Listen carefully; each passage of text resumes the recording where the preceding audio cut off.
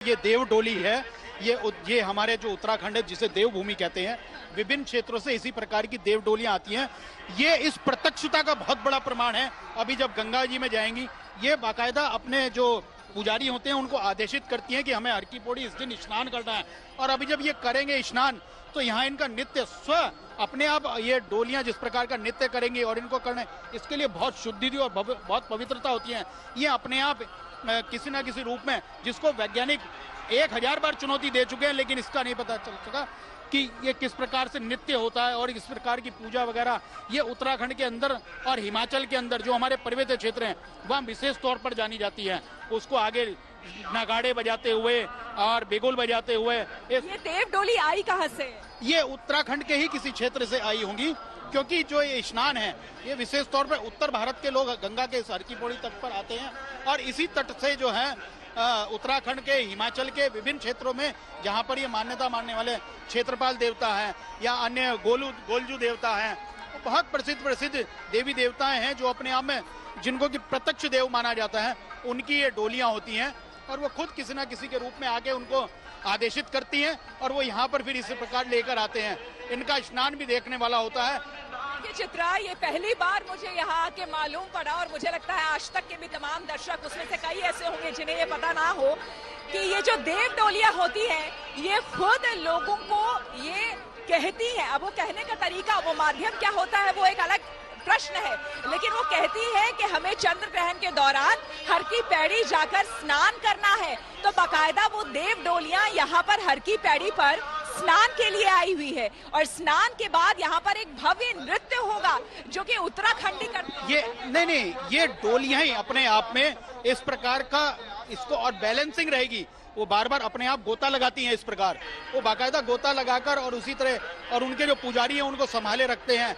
और ये मतलब इस बात की यहाँ की प्रत्यक्षता का प्रमाण है, देव जो यहाँ की सकारात्मकता है, जो देवत्य है, उस देवत्य का प्रमाण है कि सिर्फ गंगा में डुबकी, जिसको लोग साधारण जल या पानी मानते हैं, उस गंगा जल के पवित्र ब्रह्मकुंड पर जिस समय उनको गोता लगाता है, आप प्रत्यक्ष देखेंगे वो किस प्रकार अपने आप, उनको जो पकड़ने वाले हैं वो कुछ नहीं करेंगे और वो अपने आप इस प्रकार से गोता लगाएंगी, नृत्य करेंगी, इस प्रकार के ये प्रत्यक्ष दृश्य है। और इसी कारण ये भारत, जैसा कि कहा गया कि हजारों साल तक ये भारत गुलाम रहा, लेकिन ये जो यहाँ की संस्कृतियां हैं, यहाँ का देवत्व है, यहाँ की परंपराएं हैं, यहाँ की संस्कृतियां हैं, ये जो जीवित रहती हैं, उसी के कारण ये सब ये बिल्कुल। और कहीं ना कहीं हम सभी, मुझे लगता है चित्रा, इस बात पर गौरवान्वित होते हैं कि हम सभी भारतीय हैं, हम इस संस्कृति से आते हैं, उस परंपरा से आते हैं जिसे हर कोई नमन करता है, पूरा विश्व नमन करता है।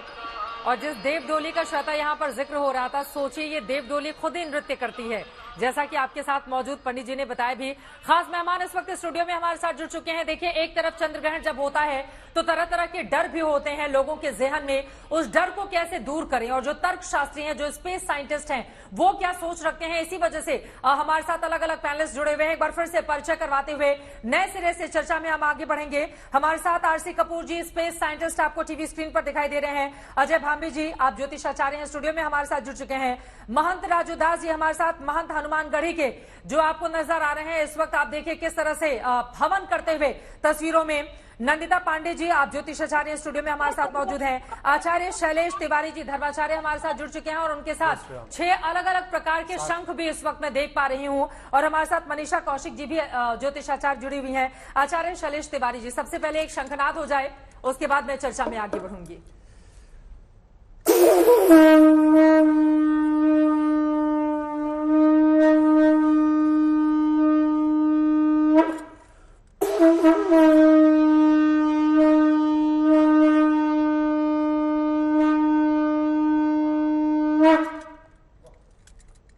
क्या महत्ता है शंखनाद की?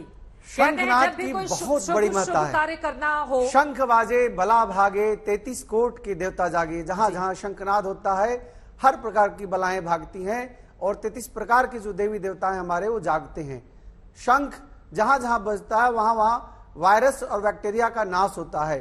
साइंस भी यह मानता है कि जो लोग शंख बजाते हैं उनका लंग्स बहुत मजबूत होता है। लंग्स, हार्ट और लीवर, ये तीनों को मजबूती के कारण इम्यूनिटी सिस्टम को मजबूती देता है। इसलिए अभी कोरोना काल में जिस तरह 3 वर्ष तक कोरोना काल रहा, अगर हम शंख की महत्ता की बात करें तो ईश्वर की आराधना की जाती है शंखनाद के जरिए। शास्त्रों में शंख की बहुत बड़ी मात्रा कही गई है। शंख की उत्पत्ति समुद्र से कही गई है और समुद्र में ही शंख मिलते हैं। माता लक्ष्मी के भाई हैं, चंद्रमा जी के भाई हैं, भगवान विष्णु जी के साले हैं। और शंख दो प्रकार के होते हैं, दक्षिणावर्ती शंख और वामवर्ती शंख। दक्षिणावर्ती शंख से विशेष रूप से देवी देवताओं की अभिषेक किया जाता है, स्नान कराया जाता है, दुग्धा अभिषेक किया जाता है।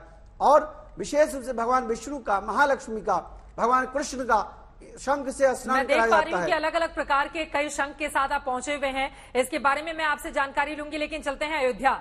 भगवान श्री राम की नगरी एक तरफ जहां अगले साल भव्य राम मंदिर के लिए इंतजार कर रही है, तो महंत जी राजूदास जी इस वक्त देखिए चंद्र ग्रहण के वक्त किस तरह से हनुमानगढ़ी में बैठे हुए हैं और वो इस वक्त साधना में लीन है, हवन कर रहे हैं। महाराज जी कैसे बताइएगा आप, देश का कल्याण हो, सर्वे भवन्तु सुखिना, किस तरह से चंद्र ग्रहण के इस मौके पर आप अपनी बात को रखेंगे? पहले तो साधुवाद। इस चंद्र ग्रहण के अवसर पर क्या है कि अभी तत्काल में सूर्य ग्रहण लगा था, उसके तत्काल बाद चंद्र ग्रहण लगा है। इस समय में पूरे विश्व में प्रकार से कटुता, जिस प्रकार से पूरे विश्व में विश्व युद्ध की खतरा, जिस प्रकार से आपस में लोगों में कटता है, इसको समाप्ति के लिए हम लोग सरजू जी के तट पर आचार वैदिक ब्राह्मणों के द्वारा हम लोग बैठकर हवन कर रहे हैं। क्या है कि इस समय में देवताओं पर संकट है और देवताओं को संकट को छुटकारा के लिए हम लोग विधिवत हवन पूजन कर रहे हैं। हम लोग 9 बजे से ही सरजू तट पर जाप कर रहे थे। जब से चंद्र ग्रहण लगा हुआ है 5:09 से हम लोगों ने हवन प्रारंभ किया है। अभी हवन चल रहा है 6:16-15 तक क्या लगा ग्रहण काल है। ठीक है, और वो हम लगातार दर्शकों तक पहुंचा रहे हैं। टीवी स्क्रीन पर लिखा भी हुआ है। मैं चाहूंगी मान जी आपके सामने जो भी कैमरा लगाए हुए हैं, जरा वो जो हवन पूजन हो रहा है उसकी भी तस्वीरें दिखाएं। और आज मंगलवार है, मंगलवार का दिन तो भगवान हनुमान के लिए जाना जाता है। आज के इस दिन चंद्र ग्रहण भी, जिसकी अलग अलग तस्वीरें सामने आ रही है। अब हनुमान जी की उपासना करते हुए कुछ ऐसी बातें, चालीसा की कुछ ऐसी पंक्तियां जो आप हमारे दर्शकों को सुनाना चाहें। जी जी जी जी देखिए, हनुमान जी अष्ट सिद्ध नवनीत की रास्ता है और सारे बाधा, सारे रोग, सारे कष्ट के निवारण करता है हनुमान जी महाराज। आज मंगलवार है और मंगलवार का आज लाखों राम भक्त, हनुमान जी के भक्तों ने हनुमान जी का दर्शन पूजन के लिए आए हुए थे। तो 8 बजे तक दर्शन हुआ। उसके बाद सीढ़ियां खचाखच आम दर्शकों से भरा हुआ है।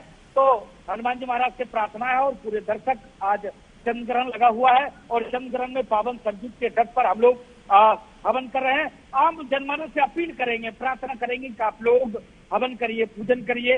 हवन पूजन के बाद सरजू स्नान करिए। जहां भी है जिस जगह पे स्नान करने के बाद कुछ ऐसा मंत्रोच्चार महंत जी जिसमें हमारे जो लाखों दर्शक आपको इस वक्त सुन रहे हैं अलग अलग हिस्सों में, वो भी उसमें शामिल हो सके। कुछ ऐसे मंत्रोच्चार जिसके जरिए 5 बार अगर आप हवन के लिए आहुति दे पाए। जी जी पंडित जी महाराज 5 आहुति हवन कराइए।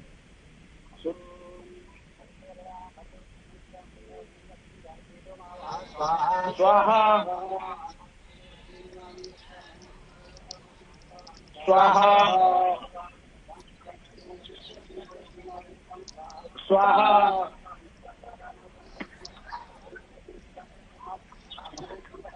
स्वाहा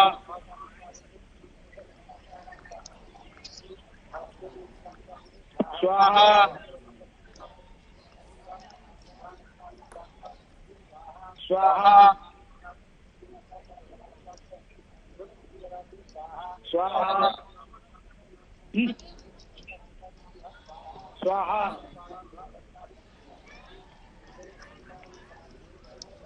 स्वाहा